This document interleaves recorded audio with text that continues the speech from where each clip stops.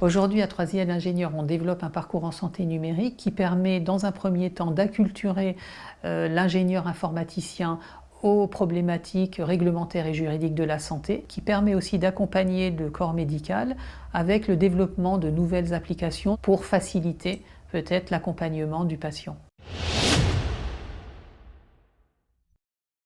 La santé numérique, c'est par exemple faire une consultation médicale à distance.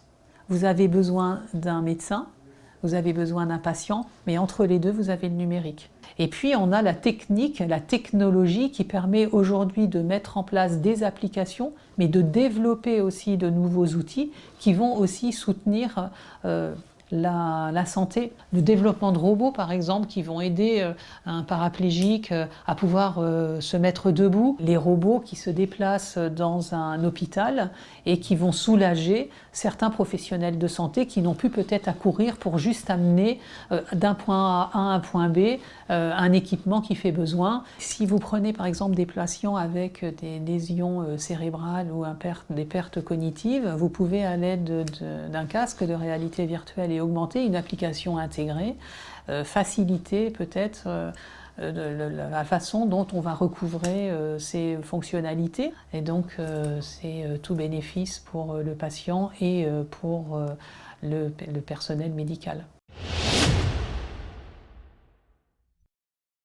Avec le CHU de Limoges, c'est des diplômés qui sont recrutés chaque année. Et puis un jour, le DSI, donc le directeur des systèmes d'information, nous dit qu'il y en a quand même un problème, il me faut 1 an avant d'acculturer vos diplômés à la santé. Est-ce que vous ne pourriez pas faire une formation qui permettent d'acculturer ces jeunes? Pendant la formation, ils arrivent chez nous, en 1 mois, ils sont opérationnels. Et on a dit oui, on va faire un programme, on va faire un semestre d'études où on va avoir un parcours dédié à la santé numérique où on va acculturer ces jeunes. Nos jeunes, ils doivent pouvoir répondre aux questions, aux questionnements, aux interrogations de tous les personnels de soins, de tous les personnels soignants.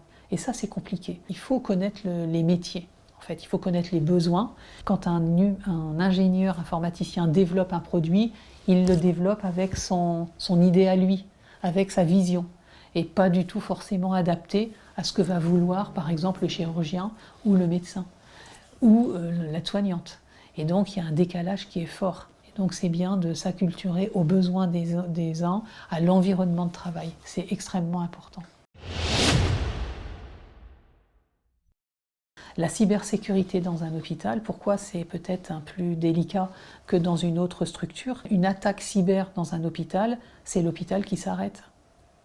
Et c'est par exemple une personne que vous êtes en train de soigner, vous n'avez pas accès à ces données, vous ne savez pas si elle est allergique, donc vous ne pouvez pas lui administrer de soins. Et donc c'est une personne qui peut potentiellement être en danger de mort. On ne peut pas travailler de la même manière dans un hôpital, dans un environnement aussi sécurisé, comme si c'était l'armement. Vous devez aussi avoir une acculturation. Ce sont des données de santé qui ne doivent pas être modifiées, qui ne doivent pas être volées, parce qu'on sait qu'il y a forcément un risque d'utilisation, de mauvaise utilisation de ces données. Mais pour autant, ces données, elles sont importantes pour comprendre un peu la maladie, pour comprendre aussi l'évolution de la maladie et peut-être l'origine de la maladie. Avec une radio, une intelligence artificielle qui va comparer des données de personnes qui ont été malades avec les données que vous êtes en train de visualiser, peut dire attention, l'intelligence artificielle peut voir une petite lésion que l'œil humain ne verra pas. Plus vous avez de données et plus vous allez être capable d'identifier des problématiques qui ont déjà été identifiées.